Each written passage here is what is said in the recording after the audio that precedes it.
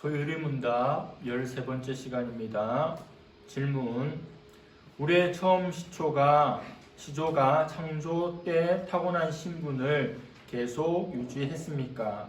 답: 우리들의 처음 시조는 자기들 자신의 의지의 자유를 가졌으며 하나님께 죄를 범함으로써 그들의 창조 때 타고난 신분에서 타락했습니다.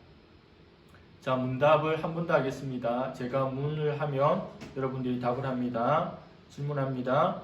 우리의 처음 시조가 창조 때 타고난 신분을 계속 유지했습니까? 답: 우리들의 처음 시조는 자기들 자신의 의지를 자유를 가졌으며 하나님께 죄를 범함으로써 그들의 창조 때 네, 우리가 비그리스도인들에게 복음을 전할 때 그들로부터 경험하게 되는 한결같은 반응이 있습니다. 전도하면서 인간은 모두 죄인이고 그래서 죄의 문제를 해결하기 위해서 예수님을 믿어야 한다라고 하면 그들은 되게 기분 나빠합니다.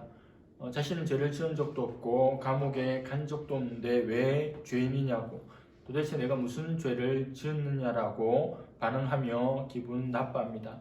우리는 우리 자신이 죄인인 것을 잘 알고 있습니다. 그래서 나 같은 죄인 살리신 같은 찬송을 부르면 은혜롭지만 세상 사람들은 그것을 받아들이기가 쉽지 않습니다. 우리에겐 너무도 당연한 것인데 그들에겐 왜 당연하지 않고 받아들이기가 어려운 걸까요? 그것은 그리스도인과 비그리스도인들이 가지는 죄에 대한 개념, 즉 죄의식이 다르기 때문입니다. 무엇을 죄로 여기는가 하는 문제는 참으로 중요합니다. 오늘날 우리가 살아가는 시대를 포스트 모더니즘의 시대라고 합니다. 이 포스트 모더니즘의 특징 가운데 하나가 절대적인 것, 절대 윤리가 점점 사라지고 없어진다는 겁니다. 현대의 사람들은 윤리라는 것을 만들어 놓고 사회를 형성하면서 살면서 자신들에게 일어난 갈등들을 처리하기 위해서 만든 사회적 시스템이 윤리라고 합니다. 그러므로 죄라고 하는 것도 사회적 시스템에 대한 부조화일 뿐이지 선과 악의 문제와 관련된 것이 아니라고 생각합니다. 인간은 하나님 말씀에 불순종함으로 타락한 이후에 하나님을 잊고 하나님의 법을 인식하지 못하고 살아가게 되었습니다. 그러면서 나름대로 옳게 여기는 바를 도덕법과 국가의 법으로 제정하면서 살아갑니다. 그 중에 국가의 법의 경우에는 강제력을 두어서 이 법을 어기는 사람을 벌줘서 감옥에 가두기도 합니다. 그렇게 사람들은 오직 이러한 것만을 실제적인 법으로 인정하고 따르고 있습니다. 그러나 하나님의 말씀인 성경은 죄에 대해서 전혀 다르게 이야기합니다.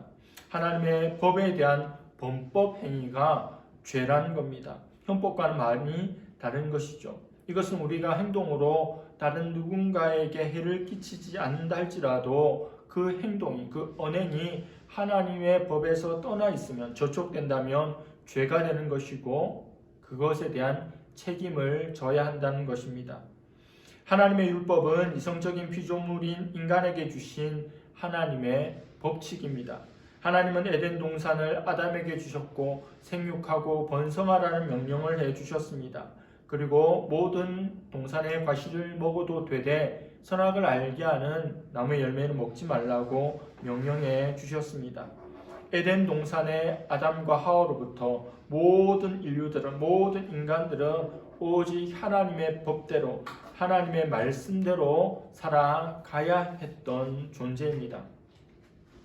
인간이 하나님의 법칙을 로봇처럼 자동적으로 또 강제적으로 행하도록 한 것이 아닙니다. 이성을 가진, 생각을 가진, 자유의지를 가진 피조물로서 하나님께 주신 그 마음으로 자율적으로 행하고 판단하고 순종하고 범법하지 않기를 바랬던 거죠. 그래서 하나님께서는 우리 선조 아담에게 완벽한 양자택일을 주셨습니다. 두 길을 주셨습니다. 완벽한 순종의 길, 생육하고 번성하고 선악과를 먹지 않는 것, 그리고 완벽한 불순종의 길, 하나님이 금하신 선악과를 먹는 일, 그 두 가지 길을 제시해 주셨습니다. 우리의 선조들은 어떻게 하였습니까? 아담과 하와는 어떻게 하였습니까? 순종하여 생명의 길을 갈 수도 있었음에도 불구하고 의지적으로 불순종함으로 죽음의 길에 이르고 말았습니다. 불순종의 길을 선택함으로 말미암아 온 인류에게 사망이 오게 된 거죠. 대표성의 원리라고 하는 겁니다. 첫사람 아담이 실패하였기에 그 모든 후손에게 사망이 오게 되었고 아담은 비극의 주인공이 되게 된 겁니다. 타락하게 되었고 죽어버리게 된 겁니다. 많은 사람들이 하나님의 율법은 딱딱하고 어려운 것이라고 생각합니다. 그래서 율법이 적으면 더 행복하고 더 자유롭게 살 수 있을 것 같다고 느낍니다. 그래서 율법이 적으면 원수를 사랑하지 않아도 되고 주일 성수를 하지 않아도 되고 전도에 힘쓰지 않아도 되고 또 여러 가지 것들을 누리는 것을 피하지 않아도 되는데 그러므로 말미암아 신앙생활하는 것이 이 세상 살아가는 것이 훨씬 쉽다고 수월하다고 착각하며 산다는 겁니다. 그것은 율법을 제대로 알지 못하는 어리석은 생각입니다. 하나님의 율법은 우리 인생이 걸어가야 할 정도이며 또 우리에게 주신 가장 올바르고 완벽한 복된 교과서입니다. 학생이 교과서를 통해서 지식을 습득하듯이 우리는 하나님의 말씀을 통해서 어떻게 살아가야 하는지를 알아야 된다는 거죠. 의로우시고 사랑이 많으신 하나님께서 우리를 올가매기 위해서, 우리를 속박하기 위해서 그렇게 명령을 주셨겠습니까? 우리에게 좋지 않은 일을 하시려고 그렇게 율법을 주신 것이 아니라는 말씀이죠.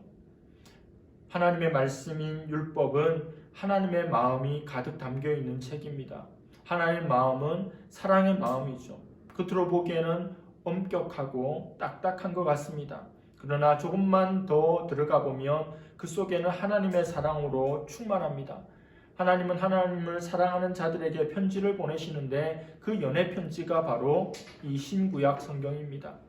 오실 예수님, 그리고 오신 예수님, 다시 오실 예수님의 그 사랑의 편지를 우리에게 주신 것이죠. 이런 측면에서 하나님의 법, 하나님의 율법, 하나님 말씀은 부자유와 구속의 법이 아니라 진정한 자유와 행복의 법입니다.